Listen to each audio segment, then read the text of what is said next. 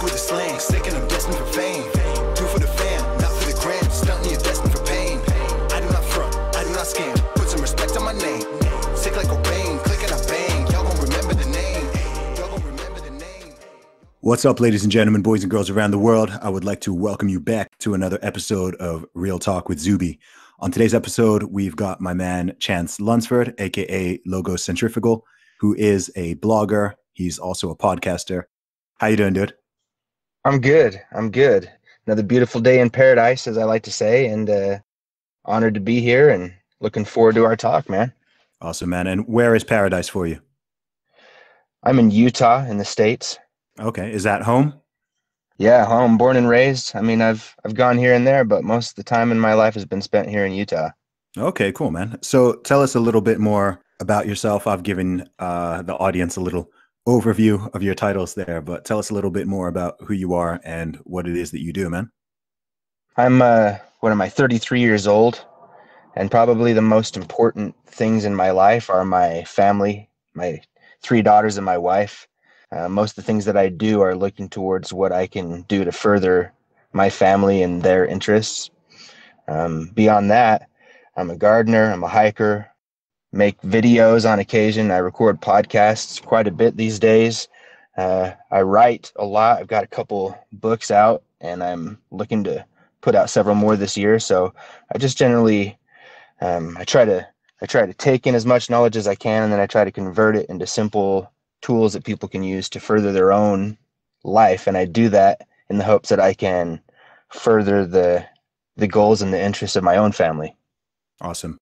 Let's take it back a little bit further. I like to know where people are coming from to understand how they got to where they are right now. So you said you were born and raised in Utah. So tell us a little bit more about your childhood, your family life, growing up, all that stuff. What's led you to where you are right now? Sure. So Utah's kind of a strange and unique place. It was founded by Mormon pioneers who fled a lot of, let's say, negative energy coming their way, and there's disagreements about how much of that was warranted or not, but I don't really care about that. But these people came out here in handcarts and wagons, settled the place, irrigated it, put up orchards, and started a whole new community out here in the middle of the desert. And I'm about, my grandparents, parents, and grandparents founded this place on my dad's side. Is just about how far I am from the originators. And it was the Mormon pioneers who settled the place, and I grew up, within the Mormon church. And I wouldn't consider myself religious anymore, but that definitely had a big impact on my outlook and philosophy on life. And I definitely still have a connection with and a personal relationship, I feel like, with my Creator. And I wouldn't have had that without having a good foundation. So that kind of frames the deep background. And then as far as my personal history, my parents divorced when I was very young, and my mom had a lot of problems. So my dad got full custody. And between he and his parents, I had a pretty solid group of people looking after me as I was coming up in the world. I've always kind of been a weird dude. So, I had my fair share of learning how to deal with the way that people can cast their own judgments on you. And at a certain point, you just learn you have to just trust your own heart and your own instincts and never mind any of the stuff that comes your way. And when you get strong like that, then you can kind of turn out and face the world and make it what you will. Yeah. So when you say you're a bit of a weird dude, what do you mean by that? Well, I've always been quite a contrarian, meaning if somebody tells me I have to do something or the thing is a certain way, I tend to disagree. and that tendency has caused me to, at first, it put me in a lot of problematic positions because I would just argue a point, but I didn't have any knowledge or reason to argue it besides I just wanted to. But as I got older and more mature and got punched enough times in the face, literally and metaphorically, I learned that, well, you'd probably better do your research on this stuff and learn things. And I've always been fascinated. I've always been a deep reader and a deep researcher. So I don't necessarily go with the flow. I just try to find the things that are true or the things that work within the context of my own life. And then I talk about them. I have an opinion and I unleash it. And a lot of times that can put me on the outside of situations whereas a lot of people might just sort of go along to get along. That's not really ever been my inclination, for better or for worse. And I just have a lot of different interests. I got into kettlebells early on, or I've been into art, or I just I'm just an odd personality when in comparison with the people around me. And that Mm. seems to be true no matter who's around me. So, Okay. What was it like growing up in Utah, being part of the Mormon community, especially for so I'm here in the UK, but I grew up in Saudi Arabia. And funnily enough, I knew far more Mormons in Saudi Arabia than I do here in the UK because, I lived in an expat community with lots of Americans. So some of my friends and the other families in the community where I lived were Mormons. So I've probably got a better understanding and familiarity with it than most of the people here in the UK do. The main exposure from the UK would probably either be the Book of Mormon play, which I think is done by the guys who created South Park, or you do get the missionaries who come over, particularly in the summer. So sometimes if you're in various cities around the UK, you'll see them always dressed really sharp in their suits with their name tag saying elder so-and-so. And, they'll be stopping people on the street and talking. But, I think most people here, most UK listeners certainly wouldn't have any sort of real idea of what it's like and what the values and things like that are. So I think it would be interesting to talk about that a little bit more, and also what you gain from it. You said right now you don't consider yourself a deeply religious person, but you've taken a lot of the positivity from that background. So if you can talk a little bit more around that, I think it would be pretty interesting. sure. Let me just preface by saying that some of the stuff I'll get into is considered rather heretical within the church, but that's part of the reason that I walked away from it, because my viewpoints don't necessarily align with what's being taught. So growing up in Utah is a very interesting thing, especially in Utah County, which is where I am at. I mean, it was like 95% Mormon when I was coming up, and it's still close to that. I mean, it might be like 85% now. Mm. So there's a very clear and dominant culture that exists, and if you exist outside of it, it can be uncomfortable, for sure, to say the least.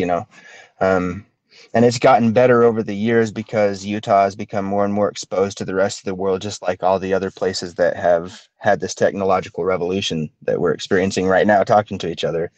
But the church itself, it used to be 3 hours on Sunday, and you'd have different meetings throughout the week too to try to keep people together in a community. And it basically, Jesus Christ is at the head of the church, and they believe that the Trinity are separate, meaning God the Eternal Father, Jesus Christ, and the Holy Ghost are three separate beings, but are united into one Godhead and act as though they are one.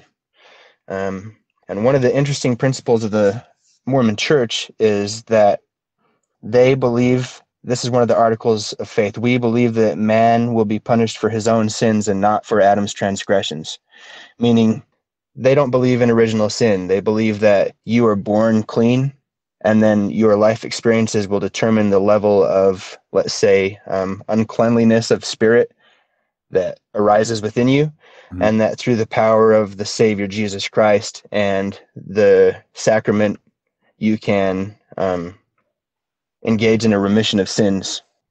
That kind of outlines the church, basically. I mean, there's a lot more to get into it, but growing up in the church, it's pretty cool if you are on the in, because there's a lot of youth groups, there's scouts, there's activities where they get young men and young women together and get them used to interacting with each other, but with lots of chaperones around to keep things kosher. Mm-hmm. And the church, you have a sacrament meeting, which is an hour, and then you break off into different groups and do different things. So you're with people of your age, learning about the same things at the same time, and then you can kind of discuss it. When I was maybe 14 or 15, I started having very serious concerns with some of the stuff I was being told. And as I began to ask questions, a lot of the answers I got from most people was, well, just don't worry about that. Just take it on faith. Mm-hmm. And I didn't like that very much. Can you give an example of that if you're happy to? Because I think it's interesting. Sure. Well, let's say, for example, that the church has a very particular story that everybody's told about how Joseph Smith had the experiences of these revelations in his life story. And then there's a very different counter narrative that comes from people outside of the church that describes a very different person to the one that's described within the church. And when you start being exposed to that, especially with the internet and stuff, you never really had to worry about that before unless you went outside of the community and people might try to influence your opinion. But the internet came around, it's like, oh, well, what about this and this and this? Well, you know, I wouldn't worry too much about that. But then you go, but okay, but like there's all these people saying all these things. So where do I begin to learn to draw the line between the convenient story that you're telling and the obviously biased stuff that's coming from over here? And the truth is somewhere in between. And so the interesting part about that, though, is that in my view, the church is set up so that, I mean, it's a levels kind of a church. It's very Gnostic in that regard, where there are levels to the priesthood that you have to fulfill certain obligations to be able to be blessed with that level of the priesthood. And essentially, you end up in the place in the temple where you're standing between two mirrors and you're standing between your own infinite reflection. And the idea is that you're supposed to understand that you are the same nature as the God that you've been praying to. And when you realize that, you assume responsibility for yourself as though you are a God, and then you move out into the world and act as such. That's like the culmination of the spiritual teachings of the church.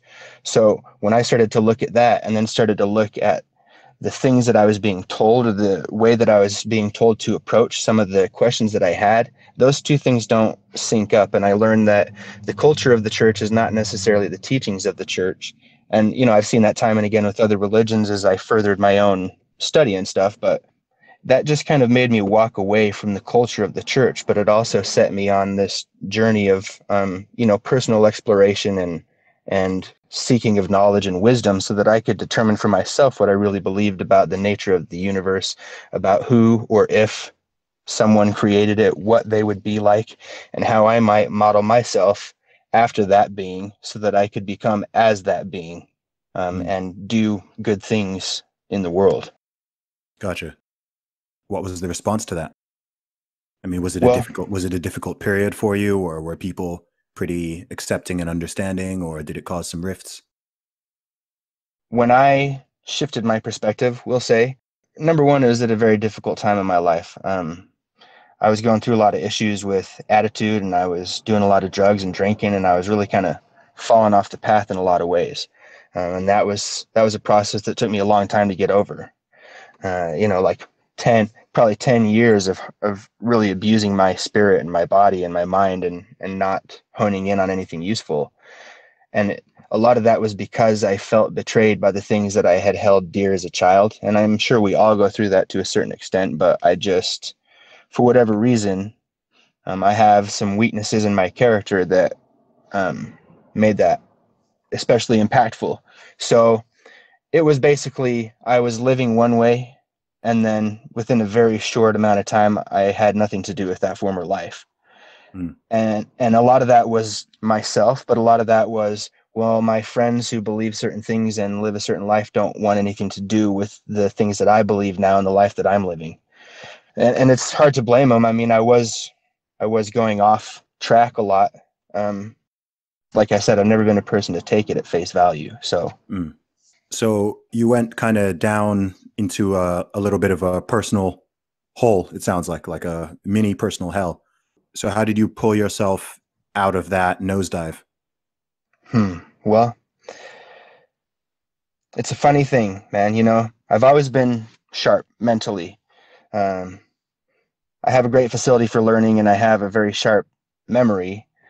So that always came easily to me, but wisdom is something that I've struggled with, good decision making. And I went down a dark path for a long time. You know, I did a lot of things that I'm not proud of, did a lot of hurting myself and hurting other people and committing a lot of crimes and stuff. When you live that kind of life, the only people around you who will accept you in their life are people doing the same thing, because when you're that miserable, nobody wants you around them except for other people on that level who can't find anybody else to surround themselves with. And along that journey, I saw a lot of people have overdoses and die or come close to dying or be incarcerated for long periods of time or kill themselves or even a couple murders for, like property theft or drug deals and stuff. So you start to see that, and then you realize, or at least I realized, I'm not living any differently than any of these people. And I've come close to all this stuff. I've had brushes with the law. I've wanted to die, and I've had close calls with these drugs that I'm using. I'm fortunate to be here because a lot of other people aren't, and I am, and I'm not doing anything different than them. Mm. So when you have that realization, then you have the choice in front of you. Am I going to live or am I going to die? And you realize also that what you've been doing is slowly killing yourself because you don't have whatever it is inside of you. I wouldn't call it courage, but you don't have that thing inside of you that allows you to just do it. And I started to realize, well, that thing inside of me is that I believe I have a purpose and I'm betraying it. So you have that little mind shift, like I want to live now. But the problem with that is you can give up very easily because all my living habits, I was eating poorly. The only the only thing during this time that I kept up was lifting kettlebells. But I went through 3 months where all I ate was rice and hot sauce packets from Del Taco and magic mushrooms. I mean, like I allegedly. Oh, wow. So the point is, you don't come back from living that way instantly. In fact, it took me a long time. It took me probably as long to come out of it as it did to get into the mess I was in. A decade or so to be to the point where, I joined Twitter last year, and that was the first time I felt ready to present myself to the world and say, I'm the kind of man I'm proud to be, and I want you to know because I have some things to teach. And that's why I do, is because I climbed out of that pit that I dug myself into, and I got strong literally and mentally by doing that. And now that's kind of my deal, man. I'm coming to share what I know so that other people don't have to go down that path and suffer the way that I did. And it's not a pity party. I did it to myself, but now I can save you some trouble if you'll just listen. So that period of a decade, when did that, just to get an idea, like when did that start and begin? So is that from your teenage years to late 20s roughly, or? So I started smoking weed and drinking alcohol when I was 12 years old. And that didn't really, I was pretty sad and things during junior high and high school. And towards the end of high school, I started getting into hard drugs, heroin, cocaine, and all the psychedelics and stuff. And it's funny because I left behind the heroin and I left behind the cocaine and stuff like that in large part because of the psychedelic use, because I would say, eat some mushrooms allegedly.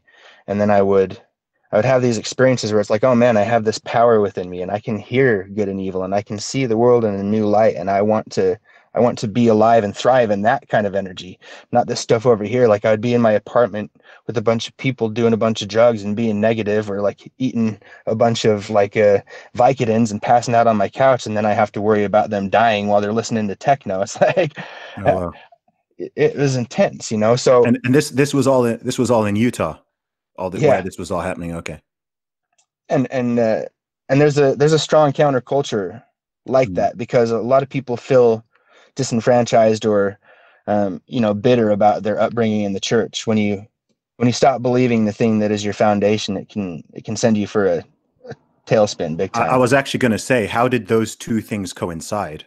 You questioning some of your initial beliefs that you were raised with and moving away from the Mormon church, and then you descending into this problem with drugs and drinking and other issues. How did those things coincide? Was it similar timing?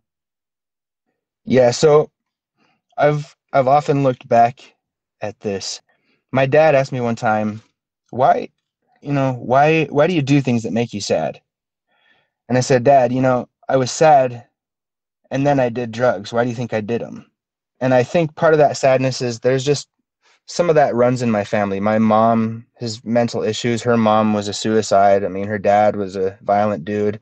There's a murder-suicide in my dad's family a couple generations back. So there's just some mental stability issues in my blood.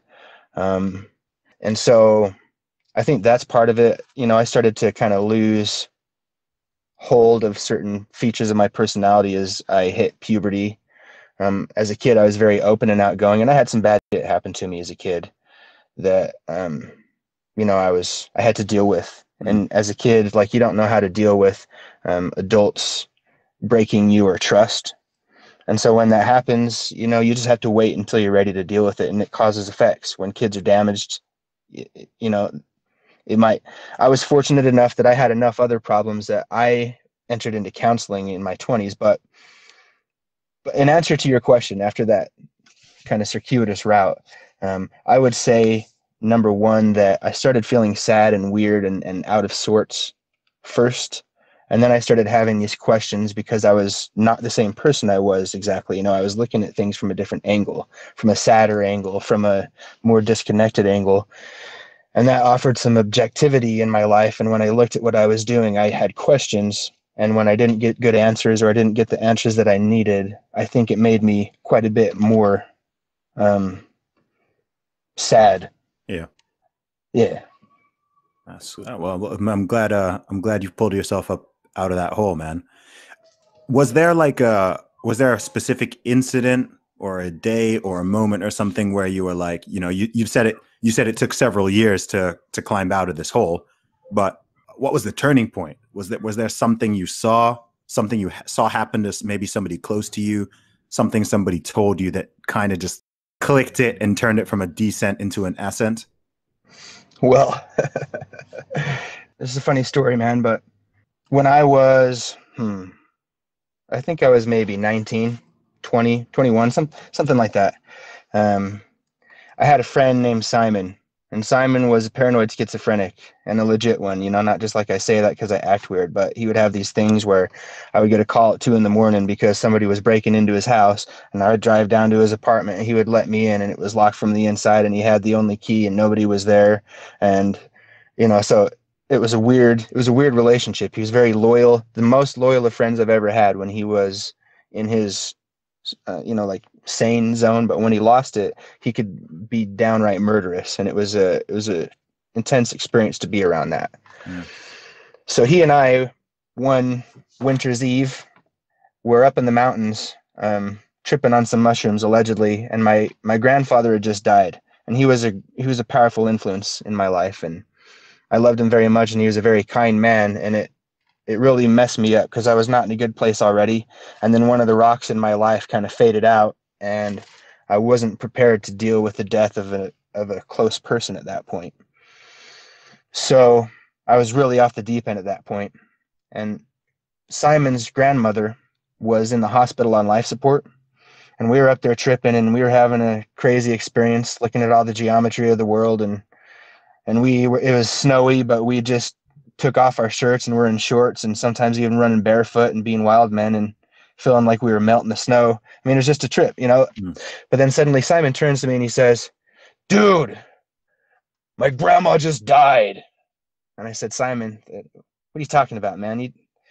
Why would you think that?" He's like, "No, she just died." I was like, "Whatever, man. Let's just get back to doing what we're doing. I'm sorry you're sad." Sure enough, within a minute of the time that he said that, he gets a call from his mother. "Simon, we've just pulled your grandmother off of life support. She'll be gone before the morning." And when I saw that happen, and I saw the look on his face, and I saw the impact that was happening, I knew he needed a moment, first of all, to process that, because it would freak you out. And second of all, I felt this instinctual drive that I needed to go have some time to pray. So I said, "Simon, I'm going to go over here, and I'm going to leave you to yourself, and I'm going to go pray." And I got down on my knees, and I closed my eyes, and I just opened my heart up. And I found myself in a place that was all dark except for a white door, and it was just a door of pure light. And in the glow of the door was standing my grandfather, and he was healthier and younger than I'd ever seen him. He seemed like maybe he was a very, very robust 40 years old in his demeanor. And I had a chance to have a conversation with him. And essentially, I might get a little emotional here because it's a very important experience in my life, but I talked to him and he said, "Chance, I've been waiting here for you. And this is kind of the last thing I'm here to do. I just want to let you know that I love you, and there's a purpose within you, and you need to be true to it. If you have faith in yourself and you do the right thing, things will work out for you." And I got a chance to say I love you to my grandpa. And here's the thing that's important about this experience to realize is, that might have just been my imagination and an altered state allowing me to really get inside of it.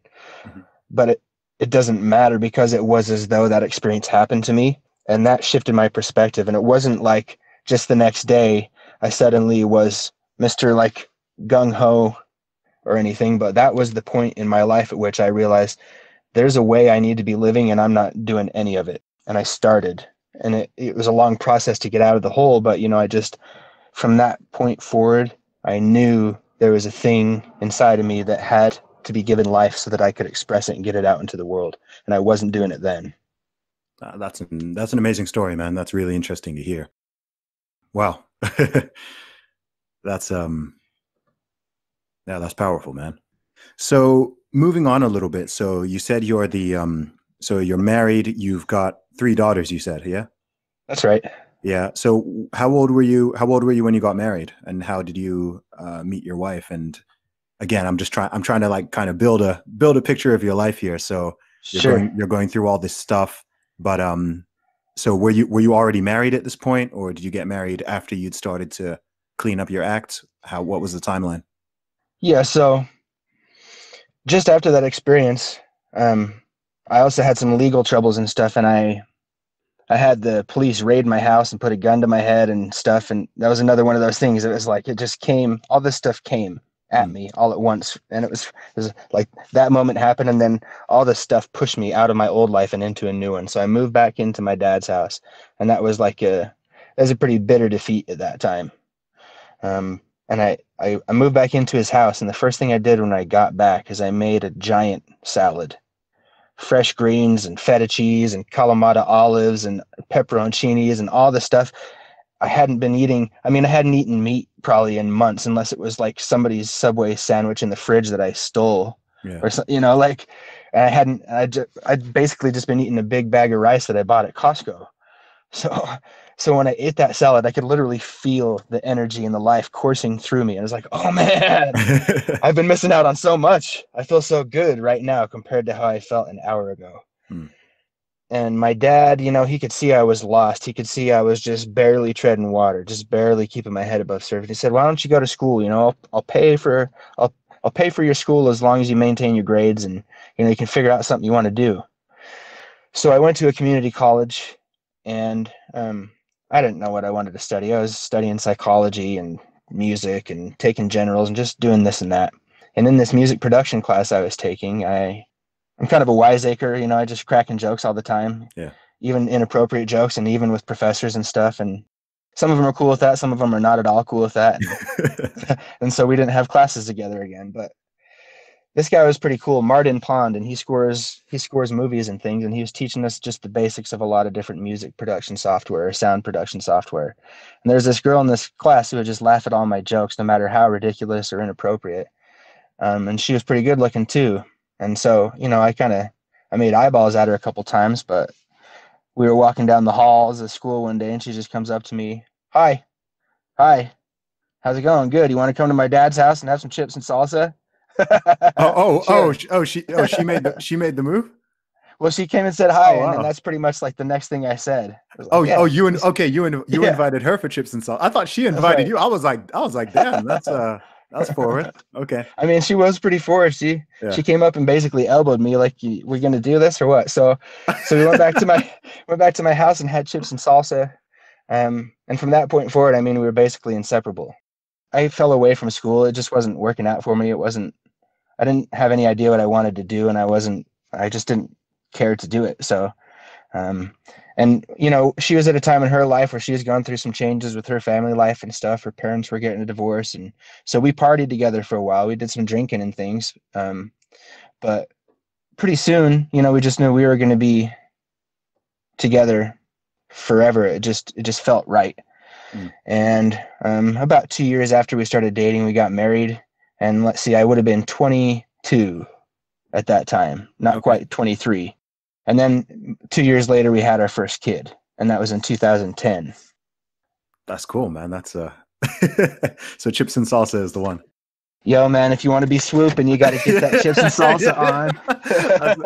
That's the move right there, man. Single guys take notes. Forget about all the other crap you heard, man. Chips and salsa, man. That's just like, $2, £2, like, I mean, keep that on deck in your kitchen, and you don't need the expensive bottles of wine or the meals out or anything like that. Just chips and dip. That's right. Just be sure you're not going hog wild and spilling salsa all over the front of your shirt. That's not a good look. Speaking from experience. Hey, man. What I lack in everything else, I make up for in personality, I guess. So how did marriage and especially fatherhood change your life and perspective on stuff? Profoundly, and it continues to unveil itself, both of those things, to this day. Probably always will. But I got married, and that's a very serious commitment, and it's one of those things where you're like, yeah, I'm getting married, and here we are today, and there will be tomorrow, and the differences will just said, I do. And actually, at first, it is kind of like that. You're just like, yeah, I'm just married. I just love you, and now we're on this honeymoon, and now we're just living together. But we were already living together at that point, so it was, But you start to understand, we wrote our own vows, and one of the things I wrote about was how we were setting a foundation and how we'd have a family and how we were meant to be together, and we found each other, and this foundation was going to allow us to, build something great and magnificent. And I little did I realize, I sort of did, but I was setting seeds. I was planting seeds in the soil of our relationship that would grow into something more meaningful. And when you commit, and we've been through some hard times, man. I'm a hard person to live with, and I have a history, and she's got her own deals, and just like everybody does. And marriage is very difficult. Don't let anybody fool you. If they have an easy marriage, I don't know what's going on, because I haven't run into one yet. But when you commit, when you say, I'm committed, and the other person feels the same way, it's important. Like, you can't just say, I'm all in this, and then have the other person disrespect you constantly and not be committed and not have the respect for the relationship that you do. But if you're both in, and you both say, this is what I'm doing forever, what it allows you to do is you have that foundation, you have that knowledge, you have that confidence to say, okay, we're going to get through this because we've said no matter what we will. So let's look at me, let's look at you, let's pull things out and talk about it. And it helps you become a more mature person, emotionally, cognitively, because you're no longer caught up in just your personality, just your viewpoint, because it doesn't work that way in a relationship, especially a partnered relationship where you're sleeping in the same bed, you're living in the same house, you're hanging out with the same friends, you're inseparable, except for maybe if you're at work. So you can't just have my way or the highway, or it's not going to be healthy. So that's marriage. And then children, I'll just say this about children. When you hold that little baby in your arms and it's attached to the person that you love most in the world, and you cut that umbilical cord, or the doctor does, I got to do it, I did it, that's a weird thing, but you sever that connection. And now this person is a real person. They're no longer reliant upon the mother for sustenance solely. They're breathing their own air. They're living in this world, and you hold it, but you realize all they can do is breathe. All they can do is breathe and eat and cry and sleep. And that's it. That's all they got. They can't even use their eyes, So when you hold this little thing and you see, oh man, and this crazy change happens to you. And there's a neurochemical response, and there's a physiological response, but there's a spiritual response. If that's your thing and you believe in that, it's easy to see why you might, being a parent, because you feel it. Yeah. And you have this connection to this person, and you go, this person for the next 2 decades is going to rely on me for basically every single thing in their life. I have to be here. I have to be the one. I'm the father. I'm supposed to provide. I'm supposed to protect. I'm supposed to offer discipline. I'm supposed to be the foundation. If you don't, that person's likely going to be messed up in a lot of significant ways. If they don't have stability, if they don't have a good example, if they don't have that person that they can rely on to be the strength in their life until they're ready to claim their own, there's going to be a lot of issues that pop up. And when you see that, you instantly know it. You instantly know, I have to be here now for the life of this game. That is probably even a more profound change in the marriage, because now it's not just another person who's on your level. It's a person who you're in service to no matter what, for as long as you live. Yeah. I mean, it scares me. It's funny. I mean, it's interesting because we're pretty close. We're very close in age. But obviously I'm not married and don't have any kids yet. So I've seen I'm the youngest of 5 kids, so both of my older sisters, both of my older brothers are married with kids. So I've got 9 nieces and nephews. So I've kind of had a lot of the experience of it without the full without the permanency of, you know, being the person who's truly dependent on. I like being an uncle because it's kind of like this halfway house. It's a happy medium. But I think what's interesting in the society we live in right now, I guess, especially in the Western world in these modern times, is that a lot of men and women to a degree have this fear or aversion towards both marriage and becoming a parent. You know, I think that's for a whole bunch of reasons. I guess being someone who's, you know, a young guy, 33, but who's gone through these periods in your life already. You've got three kids now? That's right. I think if you went back a few decades ago, being a 33-year-old man married with 3 kids would be like pretty standard. But that's rare now. Like, that's rare. Certainly in the Western world, that's like, whoa, like that's you know, you still got guys like me who are who are like, okay, I'll do it one day. I'm not quite ready yet. So why do you think that is, and how do you think that's going to go? Do you think that would you encourage men to take on those responsibilities and kind of have a society that shifts back towards those values? Or, you know, I don't know. I don't even know what my question here is, but where do you think it is? Why do you think it's that way? And where do you think it's gonna go in the USA, in the UK, in these kind of countries? Okay. Let's see how to weave this yarn. It's tricky because I think there are so many different layers, but as I'm sure you're aware, you've got all these different movements. So if you want to look specifically at men, you've got like your kind of pickup artists and Mac Daddy sort of, you know, community. You've got on the opposite end, you've got the whole like MGTOW men going their own way, who have just like, I'm done with relationships, I'm done with women, done with marriage. Like, they've just cut that. They're like, nope, not for me. And then you've kind of got a whole bunch of guys in the middle. And then you've got guys who are like, I don't know about this. And you've got guys who are like, I want this, but I don't know if it's the right idea. Like, I think that's quite new. I think that's very modern. I think historically it was like, okay, this is what you do. This is what everybody does. Just do it. Now it's like people are questioning the whole institution and idea a lot more.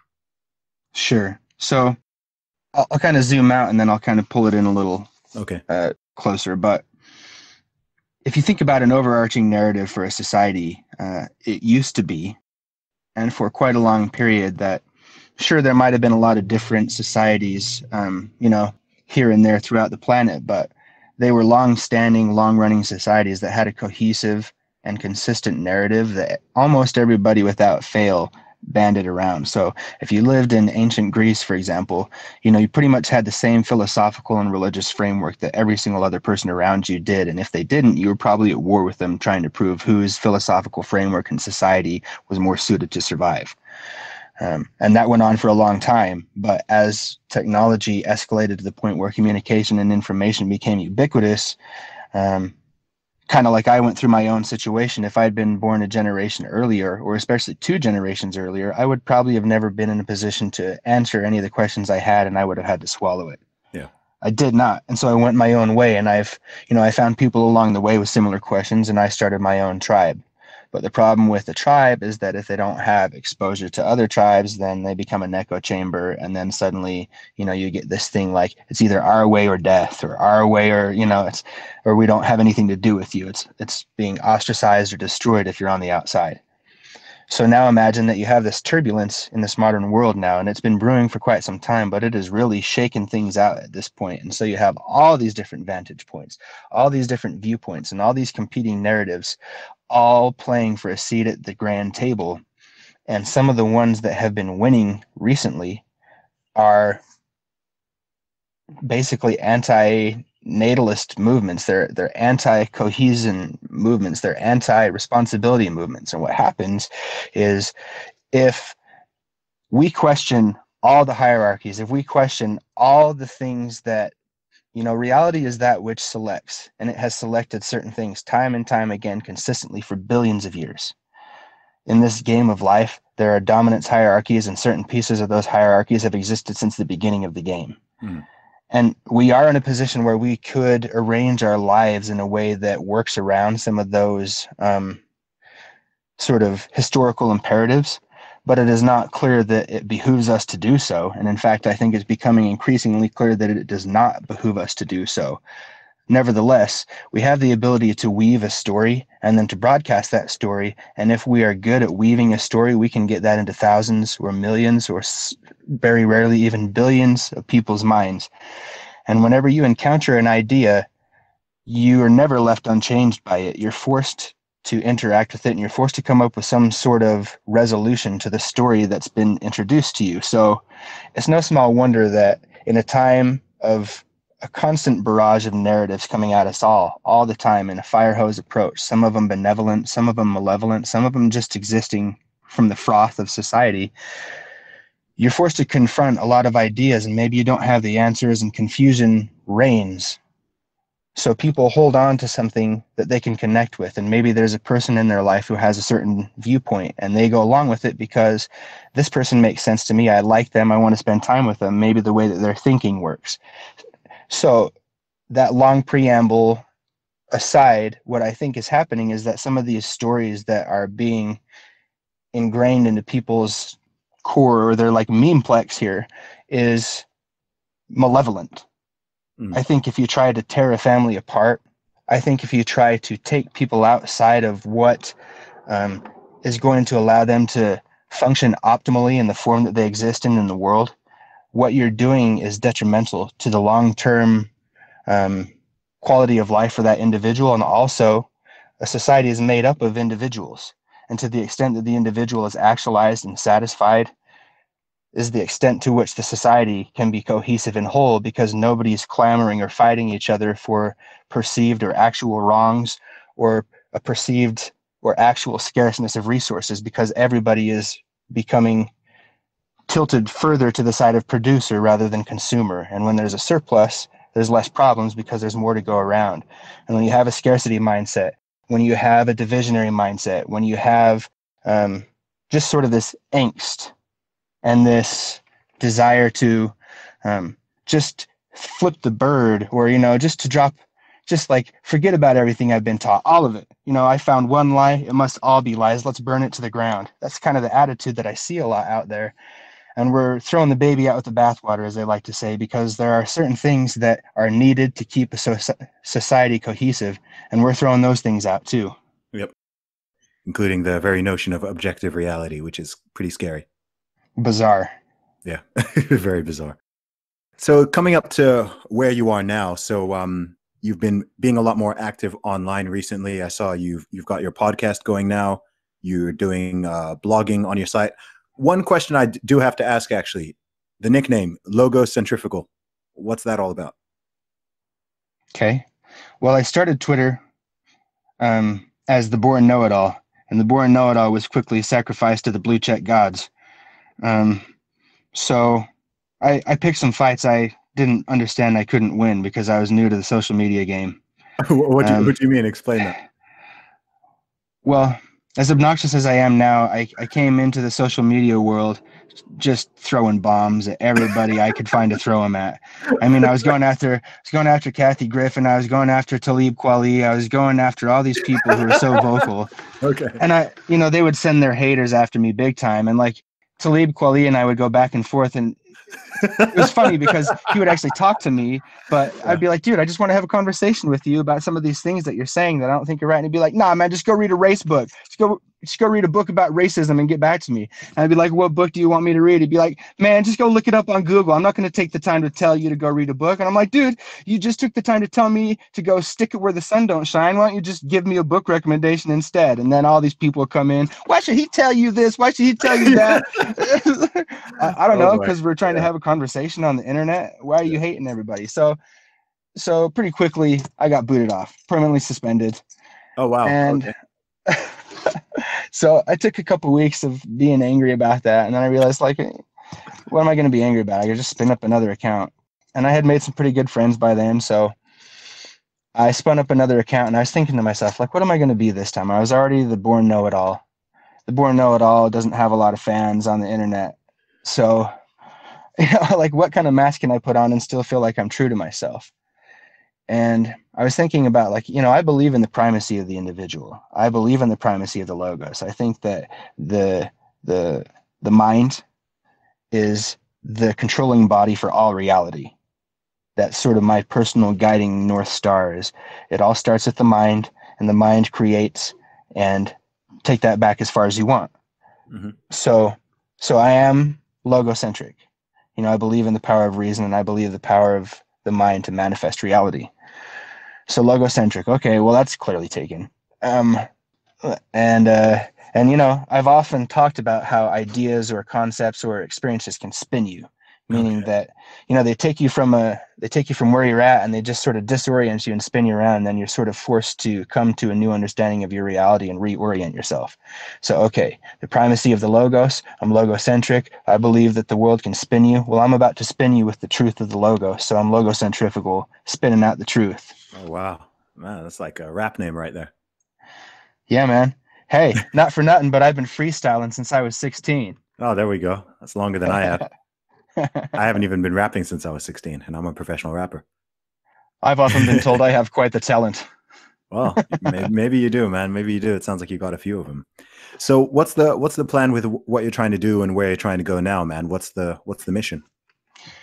Well, it's interesting in the same way that I talked about how marriage or the seed of that vision that I had, or children reveal themselves to you in a process of continuing revelation, which is a phrase I pulled from Joseph Smith, the founder of the Mormon Church. I believe in that. I believe that things continue to reveal themselves to you as you continue to interact with them. So, I just felt compelled to join. I knew I had things to teach. I wasn't exactly sure how I was going to market myself or who I was going to be able to connect with. I'd never done it before since MySpace, 10 years before or something. So I just didn't have a frame of reference. I knew I had something to offer, but how am I going to get it out, and to who? I just started playing around and just being myself. That's important to me. I want to be genuine with the people I interact with, so that they know that when I'm offering something to them, it's because I really think it's valuable, or I really think it's worth it, and they have context in which to place it. So I teamed up with my friend James Dowling, who I know you've had contact with, and and another guy, Garrett Daly, and we formed the Ion together, which has, we still have like the core Ion group, and then we have the Ion Media, which is kind of the content end of what we're doing together. But we wrote a book called The 5 Pillars of the Ascendant Mind together, and it was essentially a book about how you can systematize everything in your life and build a cohesive system and perspective from which to have as a foundation for your life moving forward. It's not, how do I do this specific thing, or how do I live this specific life? It's, how do I live a life with a foundation rooted in systems, so that I can know what to expect and know what to measure, and then I can move from there. And that was a cool thing to do. And I'd been meaning to write a similar book for a long time, and had started it several times, and it's still not, I think in 10 years time or something like this, I'll write some sort of master book. But I wrote that, and then I said, okay, well, I got more in me. So then I wrote another book called Uncommon Mentality, and it talks a lot about how to use the powers of visualization in your mind to reshape the way that you interact with reality, and reshape the way that you view reality, and also to use conditioning techniques similar to Pavlovian conditioning techniques to prepare yourself for certain conditions. So like if you have a problem with anxiety, you create these mental states that you can trigger with an action and a thought, a word. You anchor them in, so that if you're in a situation where you're facing anxiety, you have this pre-programmed response that you can access to take away those feelings and replace them with another one, replace your mental state. So I put that out, and now I'm working on another book for physicality, and systematizing that in much the same way. Here's a way that you have a base system and you can branch out from there. So I'm just trying to, all the things that I've used in my life that have given me benefit, given me answers, added to my general well-being, I'm trying to systematize those and deliver them to people so that they can have access to them as well. Awesome, man. Dude, that's inspiring, man. And God bless you on this journey that you're doing, man. You struck me as someone who's very focused and got a clear clear goal and vision of what you're trying to achieve and the path you're trying to carve throughout this world. So you've got my full support with that, as you already know. Yeah, man, I appreciate that. And same here. I mean, I know you're further along, I suppose, in your vision that you're building, but it seems pretty clear to me that you have one and that you're striking out to make it happen. Only in some ways, bro. I'm not married with 3 kids, so it depends on what you're looking at. Hey, man, great men have great choices to make. Yeah, man. Awesome, bro. Really good to have you on the podcast, Chance. Where can people find you? Logocentrifugal.com, anchor.fm/Logocentrifugal, and at Logocentrifuge on Twitter. Awesome. Make sure you follow Chance. Chance Lunceford, Real Talk with Zuby. We'll catch you guys on the next one. Yeah. I am the man, sick with the slang, sick and I'm destined for